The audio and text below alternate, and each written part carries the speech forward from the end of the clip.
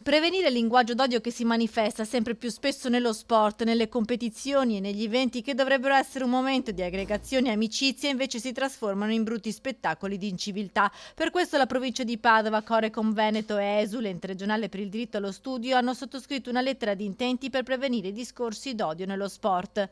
Il monito che noi vogliamo mandare attraverso questo patto, che è un patto prima di tutto educativo e civile, ci sia da ricordare che dietro ad ogni maglia c'è una persona e quindi che anche il linguaggio deve essere all'insegna del rispetto e che deve essere un linguaggio che costruisce e che non va a distruggere. Attraverso questa iniziativa si vuole promuovere un'attività di sensibilizzazione e informazione rivolte a studenti, sportivi, dirigenti ed educatori. Possiamo, grazie alle nostre strutture e al nostro rapporto stretto con gli studenti universitari, che appunto sono quella fascia post-adolescenziale che sono più colpiti diciamo, da questo hate speech soprattutto online e nello sport, andremo a dare comunicazione di questo decalogo utilizzando i nostri spazi fisici, mense e residenze.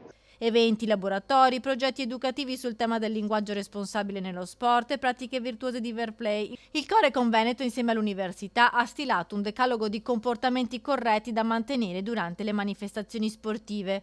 Abbiamo quindi voluto come Corecom realizzare il decalogo. Sono 10 principi molto semplici che tentano, anche se è una piccola goccia nell'oceano, di cercare di rimettere un po' in la centralità l'attenzione ad un linguaggio che sia rispettoso e responsabile. All'iniziativa hanno aderito anche il CONI provinciale e il Calcio Padova.